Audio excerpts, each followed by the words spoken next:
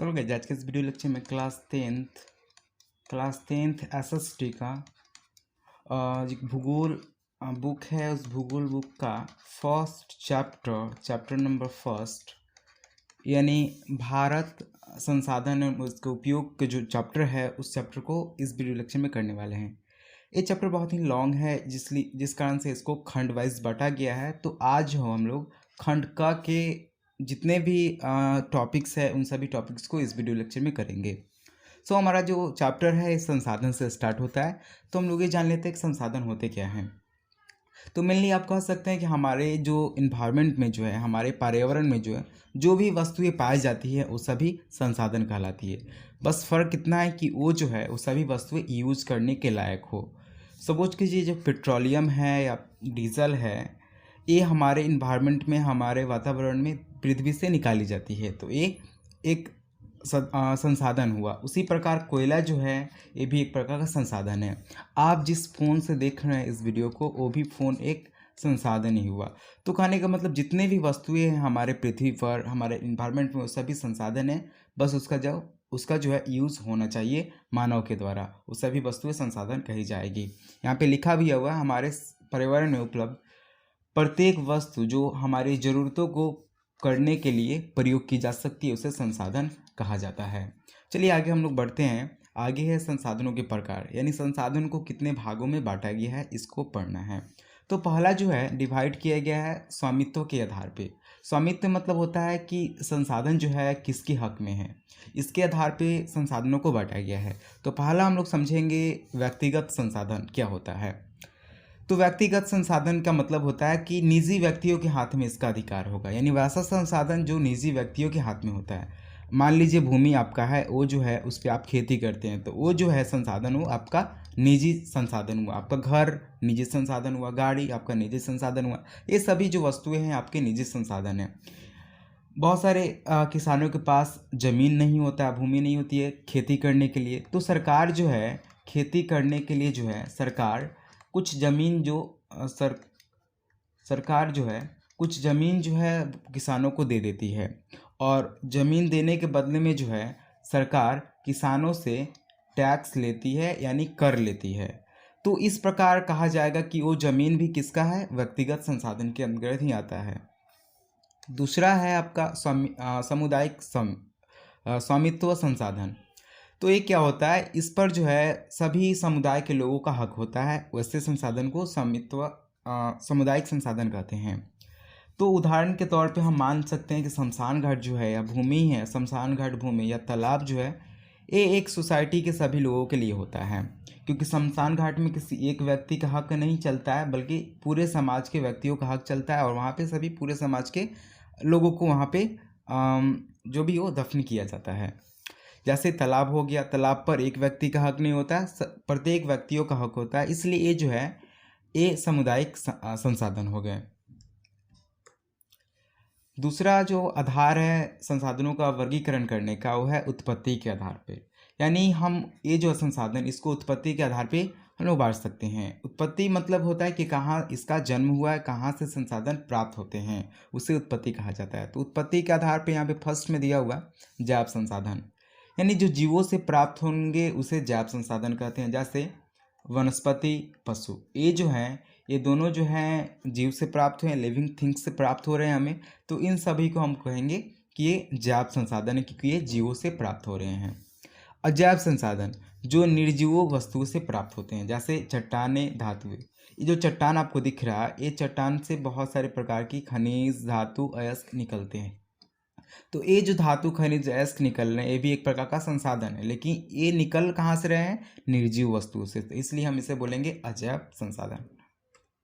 Next है समप्यता के आधार पे, यानी समप्यता के आधार पे मतलब कि किसी संसाधन को कितना यूज कर सकते हैं, कितना देर तक इसका यूज किया जा सकता है, उसे ही बोला जाता है समप्यता के आधार पे। तो समप्यता के आधार पे जो है नवीकरणीय संसाधन फर्स्ट में आता है। तो नवीकरणीय संसाधन वैसा संसाधन होता है जिसको हम लोग बार बार यूज कर सकते हैं, जैसे सौर ऊर्जा, पवन ऊर्जा।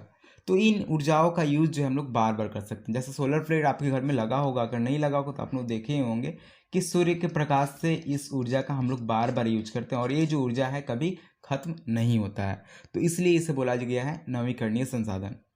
ये जो है आप इस क्या कहते हैं, इस जो डिफिनीशन है, इस डिफिनीशन को आप नोट भी कर सकते हैं, याद भी कर सकते हैं। चलिए आगे बढ़ते हैं हम लोग। दूसरा संसाधन है अनवीकरणीय संसाधन। तो ये क्या होता है कि ऐसा संसाधन जिसका हम लोग बार बार यूज़ नहीं कर सकते हैं, जिसको बनने में बहुत ज़्यादा लंबा टाइम लगता है, उसे अनवीकरणीय संसाधन बोला जाता है। जैसे इन संसाधनों को बनाने में बहुत लंबा समय लगता है, बहुत लंबा, और खनिज या जीवाश्म ईंधन इसके उदाहरण है। अनवीकरणीय संसाधन का एग्जाम्पल क्या है? खनिज या जीवाश्म ईंधन। ये जो खनिज होते हैं या जीवाश्म ईंधन है, इनको बहुत सालों लग जाते हैं बनने में, अरबों खरबों साल लग जाते हैं इनको बन के तैयार होने में, इसलिए इसे नवीकरणीय संसाधन बोला जाता है। दूसरी बात इसके पॉइंट है कि ये संसाधन एक बार प्रयोग के बाद ही खत्म हो जाते हैं, यानी अनवीकरणीय संसाधन को हम सिर्फ एक बार ही यूज़ कर सकते हैं। जैसे कोयला, अगर आप कोयला को जलाएंगे तो जलाने के बाद दूसरी बार आप इसको जला नहीं पाएंगे, क्योंकि वो जो कोयला है वो राख में बदल गया होगा।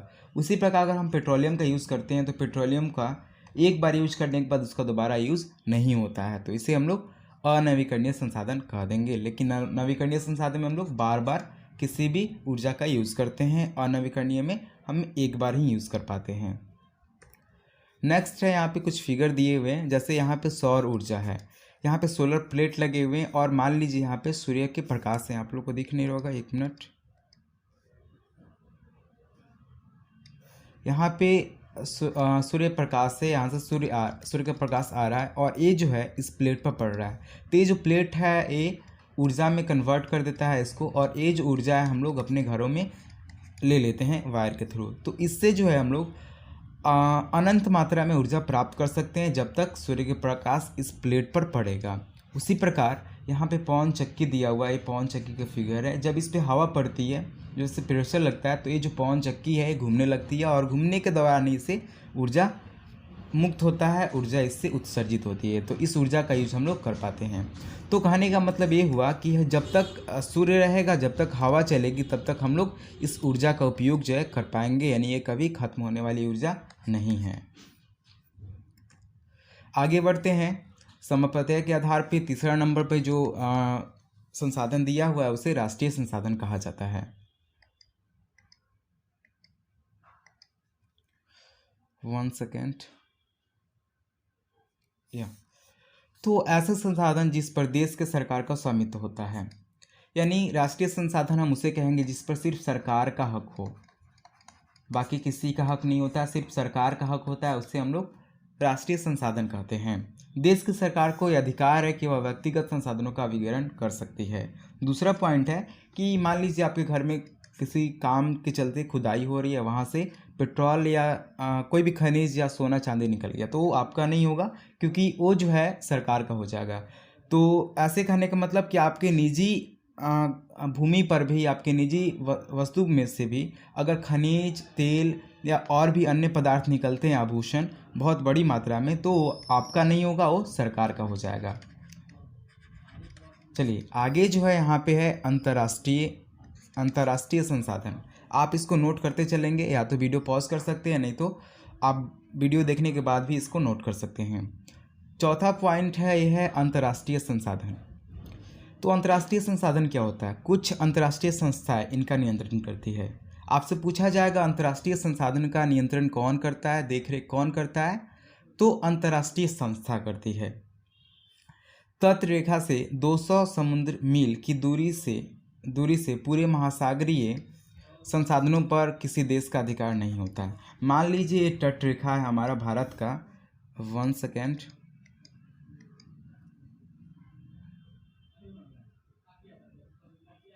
मान लीजिए ये जो है तट रेखा है पूरे भारत का।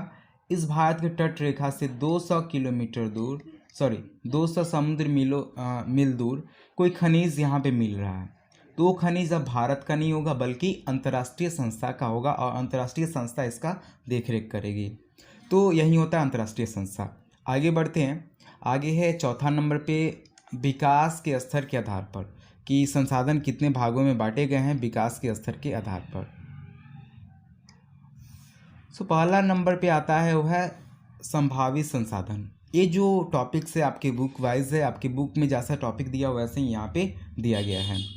तो संभावित संसाधन क्या होते हैं? वह संसाधन जो किसी प्रदेश में विद्यमान होते हैं पर इनका उपयोग नहीं किया गया है। मान लीजिए ऐसा कोई संसाधन है जो किसी प्रदेश में है, वहाँ पे पता लग गया कि वहाँ पे संसाधन पाए जाते हैं, पर उसका उपयोग जो है हम लोग किसी कारणवश नहीं कर पाते हैं। उदाहरण के तौर पे आप देख सकते हैं यहाँ पे राजस्थान और गुजरात में सौर ऊर्जा और पवन ऊर्जा संसाधनों की बहुत संभावना है। राजस्थान की बात करें या गुजरात की बात करें तो इन दोनों राज्यों में जो है सौर ऊर्जा या पवन ऊर्जा की जो है बहुत बड़ी संभावना है कि यहाँ से मिल सकता है, लेकिन जो है हम लोग इसका उपयोग नहीं कर पा रहे हैं और इसको बोला जाएगा संभावित संसाधन। दूसरा नंबर में है विकसित संसाधन। वे संसाधन जिसका सर्वेक्षण किया जा चुका है, यानी जिसका पता लग चुका है, जिसका सर्वेक्षण भी किया जा चुका है और उनके उपयोग की मात्रा निर्धारित की जा चुकी है, उसे विकसित संसाधन कहा जाएगा। जैसे पेट्रोलियम के बारे में हम लोग को बता दिया गया है कि कितना पेट्रोलियम बचा हुआ है, और हाल ही में आप लोगों ने देखा होगा कि कोयला जो है बहुत तेज़ी से घट रहा है। तो कहने का मतलब ये कोयला एक प्रकार का संसाधन है, लेकिन इस कोयला के बारे में निरीक्षण किया गया, सर्वेक्षण किया गया है और अभी जो कोयला बताया गया कि बहुत कम बचा हुआ है। कहने का मतलब कि आपकी इस यूज करने का जो लिमिट है वो निर्धारित की गई है, इसे ही विकसित संसाधन कहा जाएगा। नेक्स्ट है थर्ड नंबर पे भंडारण। भंडारण संसाधन क्या होता है? यहाँ पे देख सकते हैं पर्यावरण में उपलब्ध वे मानव की आवश्यकता की पूर्ति कर सकते हैं, लेकिन प्रौद्योगिकी के अभाव में ये संभव नहीं है। मान लीजिए हमारे इन्वायरमेंट में बहुत सारी प्रकार की ऐसी आवश्यकताओं को पूरा करने वाली रिसोर्सेज हैं, संसाधन है, पर हम उसका यूज जो है हम लोग टेक्नोलॉजी के कारण, टेक्नोलॉजी के अभाव में हम उसका यूज नहीं कर पा रहे हैं कि हम लोग नई टेक्नोलॉजी हमारे पास है कि उससे हम लोग संसाधन प्राप्त करें, और उसे ही भंडारण कहा जाता है। उदाहरण के तौर पर यहाँ पे जल दो ज्वलनशील यौगिक है, जैसे H2O। जल जो है दो प्रकार के यौगिक तत्वों से मिलकर बना हुआ H और O से, ऑक्सीजन और हाइड्रोजन से। तो ये जो है दोनों ज्वलनशील यौगिक है, पर इसका यूज जो है हम लोग नहीं कर पा रहे। क्यों नहीं कर पा रहे? क्योंकि हमारे पास वैसा तकनीक ही अभी तक उपस्थित नहीं है कि हम लोग H से, हाइड्रोजन से और ऑक्सीजन से कोई ऐसा यौगिक बना लें। इसी को कहा जाता है भंडारण। उसके बाद 4 नंबर पे है संचित कोष। संचित कोष संसाधन क्या होता है? यह भंडारण का ही हिस्सा है, यानी ये जो संचित कोष संसाधन है ये इसका ही हिस्सा है, भंडारण का ही हिस्सा है। तो क्या है इसमें कहा गया है तकनीक द्वारा इन्हें प्रयोग में लाया जा सकता है। हमारे पास टेक्नोलॉजी इसके लायक तो है, परंतु इसका उपयोग नहीं शुरू हुआ है। यानी हम ये जो है भंडारण का ही क्या है, हिस्सा है।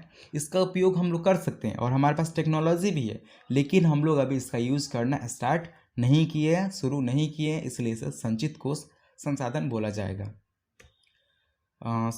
ये था इतना आपके क्लास 10th का जो है खंड